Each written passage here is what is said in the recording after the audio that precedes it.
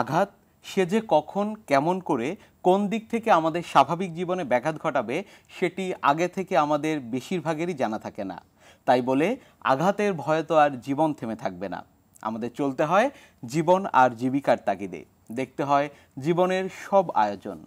দর্শক, এই মুহূর্তে যারা যোগ দিয়েছেন RTV নিয়মিত আয়োজন Dhaka eye care hospital presence সুস্থ চোখ স্বচ্ছ দৃষ্টি অনুষ্ঠানে আমন্ত্রণ সবাইকে। দর্শক, চোখ নিয়ে নিয়মিত আয়োজনে আজও আমরা কথা বলবো চোখের অতি গুরুত্বপূর্ণ সমস্যা আঘাতজনিত রেটিনার সমস্যা ও চিকিৎসা নিয়ে।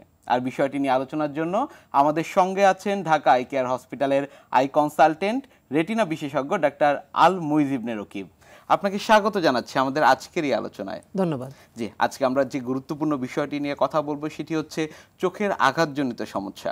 একেবারে আসলে অনুষ্ঠানের শুরুতে যদি আপনার কাছে যে বিষয়টি জানতে চাই সেটি হচ্ছে চোখে কি কি ধরনের আঘাত হতে পারে। ধন্যবাদ। আসলে আপনি প্রথমে যে কথাটা বলেছেন আপনার কথা দিয়ে আমি একটু শুরু করি যে আঘাতের কারণে আমাদের জীবনে ব্যাঘাত ঘটতে পারে, কিন্তু আমরা তো এটার কারণে বসে নাই। আমরা স্বাভাবিক জীবনযাপন করছি, কাজকর্ম চালিয়ে যাচ্ছি। তো আসলে আমাদের দৈনন্দিন জীবনে শরীরের যখন বিভিন্ন স্থানে কোনো অ্যাক্সিডেন্টাল ট্রমা বা যে কোনো কারণে যখন আঘাতজনিত অসুবিধা হয়, এটা কিন্তু আমরা চোখের মাধ্যমেই দেখতে পারি। এটা এমন না যে শুধুমাত্র বুঝতে পারি। তো চোখেও যে কোনো আঘাতের কারণে কিছু অসুবিধা হতে পারে, এটা সচরাচর আমরা খুব বড় ধরনের অসুবিধা না হওয়া পর্যন্ত আমরা বুঝি না। তো বিভিন্ন ধরনের আঘাত কিন্তু চোখে হতে পারে, যেটা অনেক সময় জাস্ট কি বলবেন একটা ইনসিডেন্ট হিসেবে হয়ে যায়, কিন্তু পরবর্তীতে এটার কারণে অনেক সময় মানুষকে বেশ কিছু ভোগান্তি পোহাতে হয়। তো আমি আসলে এই কি ধরনের আঘাত হতে পারে আমরা একটা ছবির মাধ্যমে দেখব। নিশ্চয়ই। আঘাতের ধরন তো বিভিন্ন ধরনের আছে, কিন্তু তার আগে একটু রেটিনার ব্যাপারটা বলি যে চোখটা আসলে গোল, রেটিনা চোখের একটা অংশ। তো এই গোল চোখটা আমরা যেটাকে বলি অক্ষিক গোলক, এর ভিতরে তো বিভিন্ন আসলে স্ট্রাকচার আছে। চোখের মণি আছে, লেন্স আছে, ভিতরে ভিট্রিয়াস ক্যাভিটি আছে, এর পিছনে সবার পিছনে রেটিনা, যেটা মূলত এই যে আমরা যে পিঙ্কিশ বা রেড কালার দেখছি। তো আসলে এতগুলো অংশ যখন আছে, তো আঘাতে আসলে কোন অংশটা যে আসলে অসুবিধা হবে আগেই তো আমরা বলতে পারি না। বাট অ্যাকচুয়ালি আমরা তো চোখের পুরো অংশটা স্বাভাবিকভাবে দেখতে পাই না, সুতরাং আঘাতে অনেক সময় চোখের ভিতরের অংশগুলোতে অসুবিধা হতে পারে। এখন আমি একটু আসি যে কি ধরনের আঘাত, তাহলে রোগীরা বুঝতে পারবেন বা দর্শকরা বুঝতে পারবেন। যেমন আমি এখানে কিছু ছবি দিয়েছি। প্রথমটি দিয়েছি এটা একটি ক্রিকেট ব্যাট বল, পাশে একটি দিয়েছি র্যাকেট এবং মানে র্যাকেট খেলছেন বা কর্ক এবং র্যাকেটের ব্যাট, সাথে দিয়েছে একজন পাঞ্চ করছেন বা একটু ঘুষি মারার মতো একটা ট্রমা আছে, আরেকটি দিয়েছি একটি রোড অ্যাক্সিডেন্টের একটা ছবি। আসলে অ্যাকচুয়ালি এই যে ছবিগুলো দিয়েছি এটা মানুষকে একটা সাধারণ একটা ধারণা দেওয়ার জন্য যে সচরাচর আমরা খেলাধুলা করছি, পারিপার্শ্বিক চলাফেরা করছি বা দৈনন্দিন জীবনে বিভিন্ন অবস্থার সম্মুখীন হচ্ছি, সেক্ষেত্রে এই যে আঘাত বিভিন্ন মাধ্যমে হতে পারে, এই অসুবিধাগুলো হলে তখন দেখা যায় চোখের বিভিন্ন স্ট্রাকচারে এমন কিছু পরিবর্তন হয় যেটা সামনাসামনি শুধুমাত্র যে কেটে যাওয়া, ছিলে যাওয়া, রক্ত বের হনো বা ইনজোর্ড হওয়া শুধুমাত্র এইটুকু না, ভিতরেও অনেক কিছু যে স্ট্রাকচারগুলো আছে যেটা আমি আগের ছবিতে যে দেখিয়েছিলাম, লেন্স আছে বা ওটা সামনে চোখের মণি আছে, তার পিছনে লেন্স, ভিতরে ভিট্রিয়াস ক্যাভিটি, রেটিনা, তো এই অংশগুলোও কিন্তু ইনজোর্ড হতে পারে, যেটা স্বাভাবিকভাবে কিন্তু হঠাৎ করে একজন মানুষ আরেকজনকে দেখেও দিতে পারবেন না, এবং এটা যে যার অসুবিধা হয়েছে উনি নিজেও আয়নায় দেখতে পারবেন না এবং উনি বুঝতে পারবেন কিন্তু উনি এটা আসলে বোঝাতে পারবেন না। তো যার কারণে এই যে অসুবিধাগুলো হতে পারে আঘাতগুলোর কারণে, এই বিষয়গুলো আসলে একটু জনগণ যারা আছেন বা যারা দর্শকরা আছেন বা রোগীরা যারা আছেন ওনারা একটু সচেতন হলে এই অসুবিধাগুলো থেকে, দৃষ্টিশক্তি কমে যাওয়া থেকে তারা অনেকটাই রক্ষা পেতে পারেন। নিশ্চয়ই। আপনি আসলে চোখের অনেকগুলো লেয়ারের কথা বলছিলেন। আমি যদি একটু আপনার কাছ থেকে জানতে পারি যে চোখের রেটিনাতে এই আঘাতের ফলে আসলে কি কি সমস্যা হচ্ছে? আসলে যেটা বলছিলাম যে আঘাতের কারণে চোখের সম্মুখভাগে বা বাহিরের দিকে আমরা যা দেখি, ভিতরের চেঞ্জগুলো একটু আলাদা। তো এই ভিতরের চেঞ্জগুলো আসলে বিভিন্ন ধরনেরই হতে পারে। সেক্ষেত্রে চোখের খুব গুরুত্বপূর্ণ একটা অংশ হচ্ছে রেটিনা, বা আমরা এটাকে বলি বাংলায় চোখের পর্দা, যেটা অ্যাকচুয়ালি আমরা বলি যেটা ইমেজ প্রডিউস করে বা ইমেজ তৈরি করে। মানে আমরা যা কিছু দেখতে পাচ্ছি এই ছবিগুলো রেটিনাতে তৈরি হয়, এবং রেটিনার স্ট্রাকচারটা এরকম যে এখানে ছবি তৈরি হওয়ার পরে আমাদের ওখানে একটা নার্ভ থাকে যেটার মাধ্যমে সিগন্যালটা আমাদের ব্রেনে পৌঁছায়। সুতরাং আমরা এটাকে বলি আলোক সংবেদী অংশ, যে বাইরে থেকে যে আলো ঢুকে ছবি তৈরি হয়ে আমাদের যে সিগন্যালটা ব্রেনে পাঠাচ্ছে আমরা বুঝতে পাচ্ছি কি দেখতে পাচ্ছি। তো এই সেন্সিটিভ জায়গাটা, এই স্পর্শকাতর জায়গাটা যখন এই আঘাতজনিত কারণে অসুবিধা হয় তখন কিন্তু বিভিন্ন অসুবিধা তৈরির ফলে মানুষের দৃষ্টিশক্তি কমে যেতে পারে। একটু ছবি দিয়ে বলতে চাচ্ছি। যেমন প্রথম ছবিটি দেখিয়েছি একটি ড্রপড লেন্স লেখা আছে। তো এটা আসলে কি, যে যেটা বলছিলাম যে চোখের যে বিভিন্ন স্ট্রাকচারের মধ্যে একটি কিন্তু লেন্স, হিউম্যান লেন্স। হ্যাঁ, তো এই হিউম্যান লেন্সটা অনেক সময় আঘাতের কারণে দেখা যায় এটা চোখ একটা গোলক, এটার ভিতরের দিকে এটা চলে যায়, এটা রেটিনার ভিতরে পড়ে যেতে পারে। জাস্ট অক্ষি গোলক যেহেতু, এটা জাস্ট ভিট্রিয়াস ক্যাভিটিতে পড়ে রেটিনার উপরে ভেসে থাকে বা রেটিনার উপরে ওটা পড়ে থাকে। আমরা তখন এটাকে বলি ড্রপড নিউক্লিয়াস বা আমরা বলি ড্রপড লেন্স। পাশে আর একটি ছবি আছে যে সাবলাক্সেটেড লেন্স, মানে এই কথাটা আমরা এভাবে বোঝাই যে সাবলাক্সেশন মানে এটা একটু নিচের যে অবস্থানটা আছে এটা সাধারণত সেন্টারে থাকে। আমরা তো সবাই চোখটা আসলে সেন্টার দিয়েই দেখি, আমরা তো কোনো বাঁকা করে দেখি না। তো লেন্সটাও কিন্তু সেন্টারেই থাকে। তো যখন আঘাত লাগে অনেক ক্ষেত্রে দেখা যায় এটা হয়তো পড়ে গেল না, কিন্তু হয়তো একটা সাইডে সরে গেল, তখন নির্দিষ্ট যে জায়গা থেকে একটা অ্যাক্সিসে বা একটা নির্দিষ্ট কোণে সরে যাওয়া আমরা বলি সাবলাক্সেটেড লেন্স বা সরে গিয়েছে লেন্সটা।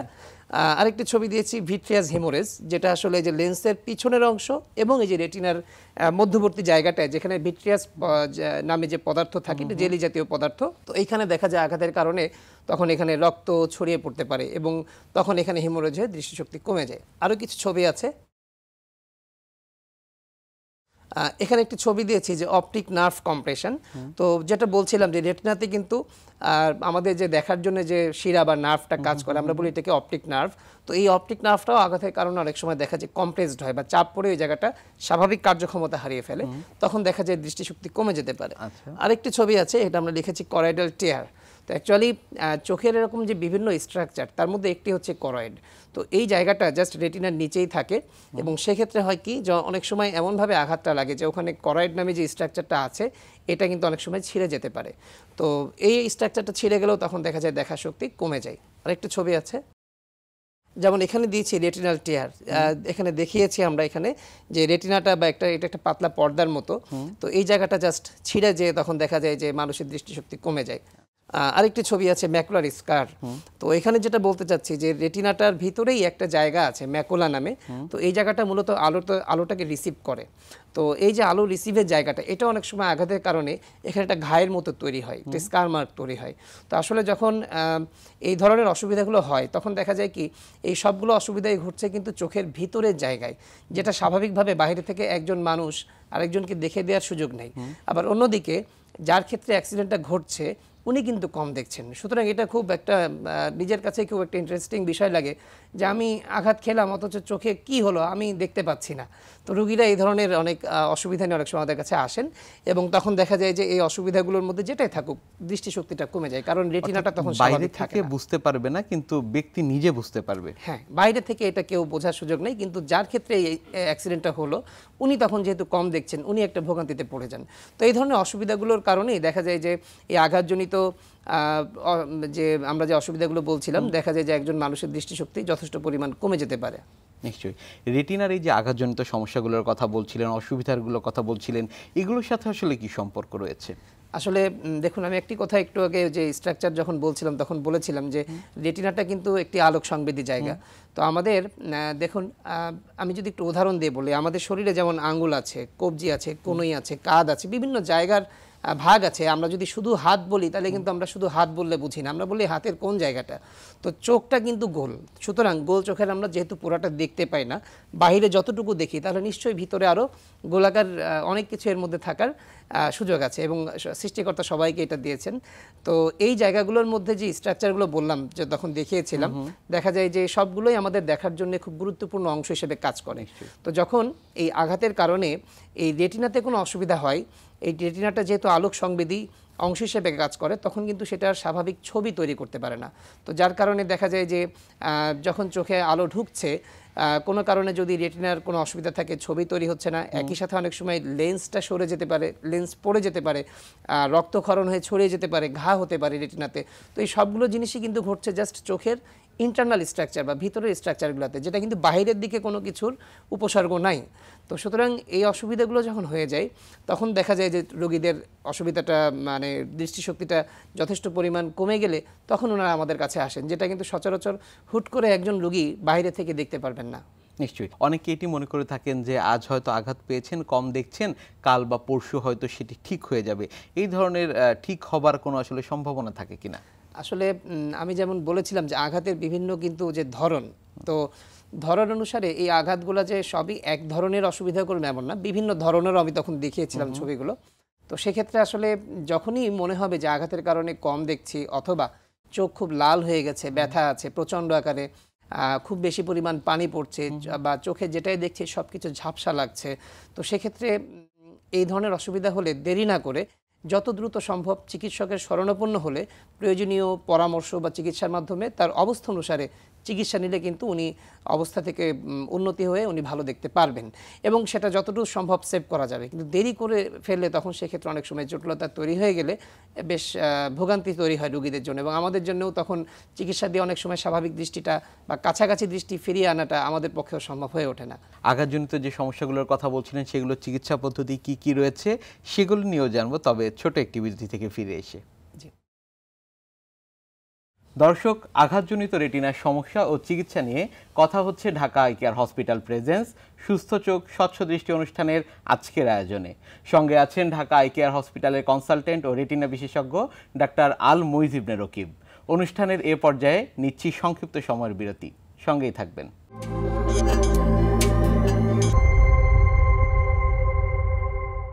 সংক্ষিপ্ত সময়ের বিরতি শেষে ফিরে এলাম ঢাকা আই কেয়ার হসপিটাল নিবেদিত আজকের সুস্থ চোখ স্বচ্ছ দৃষ্টি অনুষ্ঠানে। আঘাতজনিত রেটিনার সমস্যা ও চিকিৎসা নিয়ে আলোচনায় আমাদের সঙ্গে আছেন ঢাকা আই কেয়ার হসপিটালের কনসালটেন্ট ও রেটিনা বিশেষজ্ঞ ডাক্তার আল মুইজ ইবনে রকিব। ফিরছি আলোচনায়। বিরতিতে যাওয়ার আগে আপনার কাছ থেকে শুনছিলাম যে কী কী পরীক্ষা নিরীক্ষার প্রয়োজন পড়ে, সেক্ষেত্রে আসলে নির্ধারণ হলো যে কী সমস্যা রয়েছে। পরবর্তীতে আসলে আঘাতজনিত এই সমস্যাগুলোর ক্ষেত্রে চিকিৎসা পদ্ধতি কি কি রয়েছে? আসলে চিকিৎসার বিভিন্ন ধরন আছে। একজন রোগী যে কন্ডিশনে আসছেন ওনার কন্ডিশনটা আমরা যে পরীক্ষার মাধ্যমে দেখে আমরা আমাদের প্রয়োজনীয় পরীক্ষাগুলো করে যখন একটা সিদ্ধান্ত আমরা আসি যে কী ধরনের চিকিৎসা দিব, এটা কিন্তু রোগীকেও আমাদের বলতে হয়। তো সেক্ষেত্রে ধরন হিসেবে যখন বিভিন্ন চিকিৎসা আছে, আমরা আসলে যে ছবিগুলো দেখিয়েছিলাম যে অনেক সময় দেখা যাচ্ছে যে রেটিনা আগে সামনে যে স্ট্রাকচারগুলো আছে যেমন লেন্স, এই লেন্সটা অনেক সময় দেখা যাচ্ছে ভিতরে পড়ে গেছে, ড্রপ লেন্স হয়েছে বা সাবলাগেশন হলো বা ভিট্রিয়াস হিমোরেজ হলো, প্রত্যেকটারই আলাদা আলাদা চিকিৎসা ব্যবস্থা আছে। তো আমি এইভাবে একটু বলি, যেমন যদি এমন হয় যে লেন্সটা পড়ে গেছে, আমরা কিন্তু তখন লেন্সটাকে আমরা রেটিনা সার্জন আমরা এটা তখন পার্স প্লানার ভিট্রেক্টমি বা ভিট্রিয়াসটাকে আমরা বের করে দিই এবং আমরা পার্স প্লানার লেন্সেক্টমি করি, বা আমরা বলি লেন্সটাকে বের করে ফেলা। এবং এটার মাধ্যমে পরবর্তীতে ভিতরে যখন আর লেন্স থাকবে না, ভিতরে সব কিছু ভালো থাকলো, পরবর্তীতে সুযোগ থাকে এখানে সেকেন্ডারি কোনো আমরা লেন্স দিতে চাইলে আমরা অনেক সময় প্রয়োজনে তখন আমরা এসএফআইএল বলি, হ্যাঁ, বা scleral fixation of intraocular lens বলি, এগুলোর মাধ্যমে একটা সেকেন্ডারি লেন্স দিলে তখন আবার দৃষ্টিশক্তি কিন্তু ভালো হতে পারে এবং স্বাভাবিক দৃষ্টির কাছাকাছি অনেক সময় রোগীরা দেখতে পান।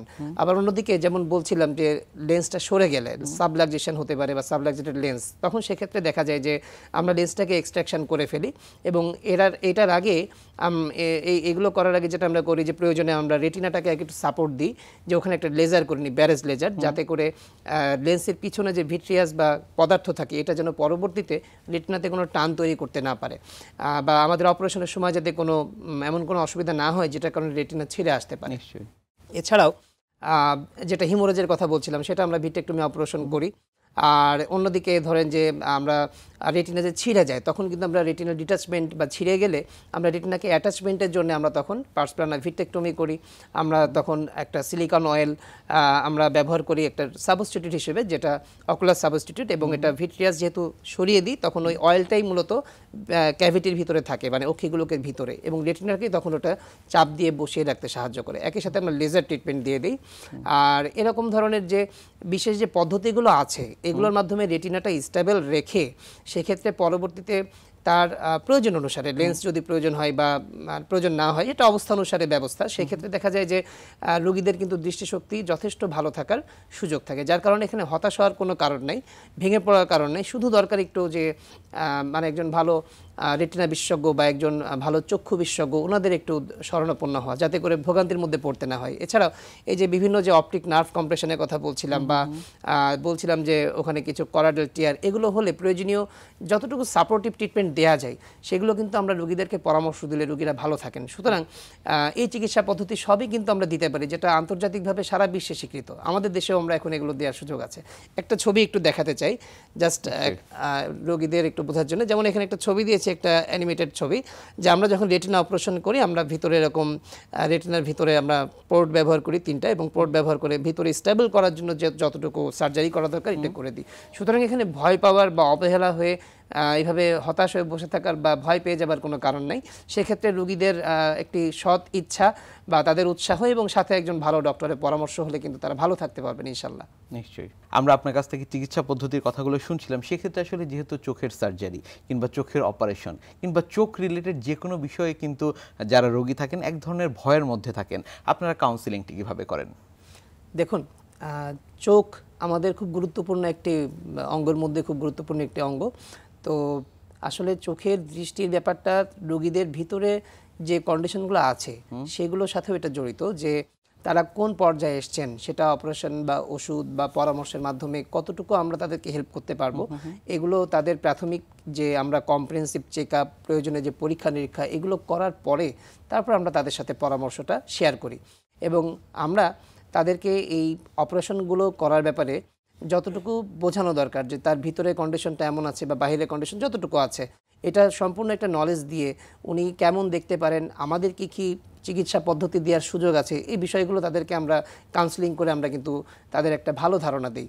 এবং সেক্ষেত্রে রোগীরা যত দ্রুত এই চিকিৎসাগুলো নেবেন, যত দেরি করবেন না, ততই তারা ভালো একটা দৃষ্টির সম্ভাবনা থাকবে। সুতরাং রোগীদেরকে এই ব্যাপারে আমরা যেটা কাউন্সেলিং করি, যে আপনি এই ব্যাপারে ভয় পাওয়ার দরকার নেই বা সময় নষ্ট করার দরকার নেই, বরং একজন ভালো চক্ষু বিশেষজ্ঞ বা আমরা যেটা বলি যে একজন রেটিনা বিশেষজ্ঞ যদি প্রয়োজন হয়, সেক্ষেত্রে অবশ্যই ওনাদের পরামর্শ নিয়ে সেইভাবে আপনি দ্রুত চিকিৎসাটা কন্টিনিউ করবেন। আমি যদি একটু আপনার কাছ থেকে জানতে পারি যে ঢাকা আই কেয়ার হসপিটালে এই ধরনের সমস্যাগুলোর ক্ষেত্রে কি কি ধরনের ব্যবস্থাপনা রয়েছে, আমি একটু সর্বাঙ্গীনভাবে জানবো আপনার কাছ থেকে। অবশ্যই। দেখুন, ঢাকা আই কেয়ার হসপিটাল বাংলাদেশের যে আধুনিক চক্ষু চিকিৎসা সেবা দেওয়ার যে বর্তমান যে পরিস্থিতিটা আছে, এই সব ধরনের চিকিৎসা দেওয়ার যে ফ্যাসিলিটিসগুলো এটা অ্যাভেল করে। তো সেক্ষেত্রে আমি ব্যক্তিগতভাবে যেটা মনে করি, বা রোগীরা যারা চিকিৎসা নিচ্ছেন ওনারাও জানেন, যে এখানে রেটিনার এই যে অসুবিধাগুলো বললাম, এই প্রত্যেকটা জায়গা থেকে এগুলো পরীক্ষা করে রোগীদেরকে পরামর্শ দিয়ে প্রয়োজন অনুসারে চিকিৎসা দিয়ে সব ধরনের সহযোগিতা করার সুন্দর সুযোগ আছে। আমি একটু ছবি দিয়ে দেখাতে চাই। যেমন এখানে আমি 4টি মেশিনের ছবি দিয়েছি। প্রথমটি লেখা আছে ফর সিএফপি, কালার ফান্টাস ফটোগ্রাফির জন্য, যেটা রেটিনার একটা টোটাল ছবি একটা তৈরি করে বা আমাদেরকে একটা ছবি আকারে দেখায় যে বর্তমান কন্ডিশনটা কি, যেটা রোগীরা এটা ভিতরে দেখা যায় না, তারা বুঝতে পারেন, আমরা ছবির মাধ্যমে তখন তাদেরকে হেল্প করতে পারি কি কন্ডিশনে আছে। এটি বি স্ক্যান মেশিন, যেটা বলছিলাম যে ভিতরে আমরা এটা একটা আল্ট্রাসাউন্ড করি যে ভিতরে রেটিনার কন্ডিশনটা কি আছে বা আরও অন্য কোনো অসুবিধা আছে কিনা। এখানে একটা আছে যে ফর ওসিটি, যেটা বলছিলাম যে রেটিনার 10টা লেয়ার দেখার জন্য আমরা এটা ওকুলার কোহেরেন্স টমোগ্রাফি পরীক্ষাটা করি। আরেকটি পরীক্ষা যেটা লেখা আছে ফর এফএফএ বা ফান্ডাস ফ্লোরেসেন্ট অ্যাঞ্জিওগ্রাফি। তো আসলে এটা একটা ডায়ের মাধ্যমে করা হয় যে কোন জায়গায় কোনো লিকেজ আছে কিনা অন্যান্য যে কোনো রোগের জন্য। তো রেটিনার যে প্রয়োজনে শুধু আঘাতপ্রাপ্ত নয়, শুধু প্রয়োজন অনুসারে রোগীদের বিভিন্ন রোগ অনুসারে যে ধরনের চিকিৎসাগুলো প্রয়োজন, সেই চিকিৎসার স্বার্থেই প্রয়োজনীয় সব ধরনের আধুনিক চিকিৎসার যে মেশিন বা আমরা বলি যে প্রযুক্তি, আমাদের এই ধরনের সব কিছুই অ্যাভেলেবেল আছে। আরেকটি ছবি আছে, একটু দেখালে ভালো হয়। যেমন এখানে একটি ছবি দিয়েছি যে আমরা লেজার করছি। তো রেটিনা অনেক সময় লেজার প্রয়োজন হয়, যে বলছিলাম যে অনেক সময় লেন্স সাবলাইজেশন থাকে, আমরা রেটিনাতে লেজার করে করি। আবার অনেক সময় একটা ব্যাপারও হয় যে লেন্সটা তো পার্শিয়ালি একটু ছিঁড়ে গেছে, পুরোটা ছেড়ে নি, অনেক সময় পার্শিয়াল আরডি বলি। সেক্ষেত্রে আমরা দেখা যায় ওই যতটুকু অংশ সাপোর্ট দেওয়া যায় পুরোটা যাতে না ছিঁড়ে, অপারেশনে যেতে না হয়, লেজারের মাধ্যমে সেটা সাপোর্ট দেওয়া যায়। আরেকটি ছবি আছে, যেমন এখানে দুটি ছবি আছে, কনস্টেলেশন ভিশন সিস্টেম, যেটা ইউএসএ তৈরি ফর ভিট্রিওরেটিনাল সার্জারি। এটা রেটিনাল অপারেশনের জন্য আমরা এই একদম আধুনিক মেশিনটা আমরা ব্যবহার করি। সারা বিশ্বে এটা বর্তমানে ব্যবহার হচ্ছে এবং আমাদের ঢাকা আই কেয়ার অ্যাভেলেবেল আছে। একই সাথে খুব অপথলমিক অপারেটিং মাইক্রোস্কোপ, যেটা লুমেরাস 700 কার্জিস, এটা জার্মানির তৈরি অত্যন্ত আধুনিক প্রযুক্তি সম্পন্ন মেশিন, যেটার মাধ্যমে রোগীদেরকে চিকিৎসা সেবা দেওয়ার জন্যও আমাদের নিজেদেরও অনেক সহযোগিতা হয় এবং আমরা সুন্দর কাজ করি, রোগীদের ভালো দেখার জন্য আমরা সুন্দর চেষ্টা করতে পারি। তো সেক্ষেত্রে আমি বলবো যে আমাদের প্রযুক্তিগত কোনো দিক থেকে কোনো কমতি নেই। নিশ্চয়ই আপনার কথার মাধ্যমে এবং আপনি চিত্রের মাধ্যমে যেভাবে দেখালেন, আমাদের দর্শকরা অনেকটাই আশ্বস্ত হবেন আপনার এই কথা থেকে। আরেকটা বিষয় আপনার কাছ থেকে জানবো, সেটি হচ্ছে অনেকগুলো বিষয়ের কথা বলছিলেন, আঘাতজনিত সমস্যার কথা, যারা আসলে এগুলো থেকে পরিত্রাণ পেতে চান তাদের জন্য আসলে আপনার কোনো পরামর্শ রয়েছে কিনা? দেখুন, আপনার কথাতেই ফিরতে চাই প্রথমে, যে আঘাত এই জিনিসটা আসলে কিভাবে হবে আমরা কেউ জানি না। তো সেক্ষেত্রে কোনোভাবে যদি আঘাতের এরকম কোনো অসুবিধা মনে হয়, চোখে যদি কম দেখেন বা হঠাৎ করে চোখ লাল হয়ে যাচ্ছে বা ফুলে যাচ্ছে বা কোনো কারণে পানি পড়ছে অতিরিক্ত, ঝাপসা দেখছেন, দৃষ্টি কমে গেছে, এক কথায় এই ধরনের উপসর্গ হলে কখনো দেরি করবেন না। আর যতটুকু সম্ভব খেলাধুলা এগুলো তো দৈনন্দিন জীবনের অংশ, বা আমরা চলাফেরা করছি রাস্তাঘাটে, বিভিন্ন পরিস্থিতি হতেই পারে, কিন্তু সেক্ষেত্রে যতটুকু সাবধানতা নিজের থেকে যতটুকু মেনে চলা যায়। আর আরেকটা কথা বলবো যে বিশেষ করে আমাদের দেশে বা বাইরেও সারা পৃথিবীতেই মানে সমস্ত মানুষের জন্যই মায়োপিক পেশেন্ট যারা হাই মায়োপিক, প্যাথোলজিক্যাল মায়োপিক বলি, বা যাদের আমরা বলি যে দৃষ্টিশক্তিতে, দূরের দৃষ্টিশক্তিতে বেশ কিছু অসুবিধা আছে, কারোর -6 ডায়োপ্টারের বেশি পাওয়ার লাগছে, কারো -12 ডায়োপ্টার বাইরে বেশি পাওয়ার লাগছে। তো এই ধরনের পাওয়ার জনিত যাদের বেশি দূরে দেখার কমতি আছে, তাদের ক্ষেত্রে দেখা যায় রেটিনাটা থিন হয়, পাতলা হয়, কোনো জায়গায় দুর্বল হয়, ছেঁড়া হতে পারে। তো এই বিষয়গুলো আমরা কেন বলি যে এই ধরনের রোগীদেরকে যতটা ট্রমা তারা অ্যাভয়েড করতে পারে, মানে এই ধরনের কোনো বলপূর্বক আঘাত, কারণ এই ধরনের রোগীদের যে কোনো আঘাতে খুব সহজে অনেক সময় রেটিনা ছিঁড়ে যেতে পারে। তো আসলে রোগীদের জন্য একটাই পরামর্শ যে আঘাত থেকে আপনি যতটুকু নিজেকে সেভ করে চলতে পারেন, এবং কোনো অসুবিধা হলে যাতে সহজে একজন চক্ষু বিশেষজ্ঞ বা রেটিনা বিশেষজ্ঞের পরামর্শ নিতে পারেন, এই ব্যাপারে কখনো দেরি করবেন না। জি, অনেক ধন্যবাদ আপনাকে আমাদের আজকের এই অনুষ্ঠানে আসবার জন্য। ধন্যবাদ। দর্শক, শরীরের অন্যান্য অংশের আঘাত সময় সাপেক্ষে কাটিয়ে উঠতে পারলেও চোখের ক্ষেত্রে সেটি অনেক বেশি সংবেদনশীল, কারণ চোখের যে কোনো চোট বা আঘাত অবহেলায় হয়ে উঠতে পারে দৃষ্টিহীনতার কারণও। এক্ষেত্রে চোখের যে কোনো অংশের আঘাতকেই আমরা অত্যন্ত গুরুত্ব দিয়ে দেখতে হবে এবং যতটা দ্রুত সম্ভব চিকিৎসা নিতে হবে। তবে আমরা পাবো সুস্থ সবল দৃষ্টিশক্তি এবং উজ্জ্বল দৃষ্টিভঙ্গি নিয়ে পথ চলার অনুপ্রেরণা। সবার জন্য সুস্থ সবল স্বস্তিময় জীবনের প্রত্যাশায় আজ এ পর্যন্তই। সবার জন্য শুভকামনা।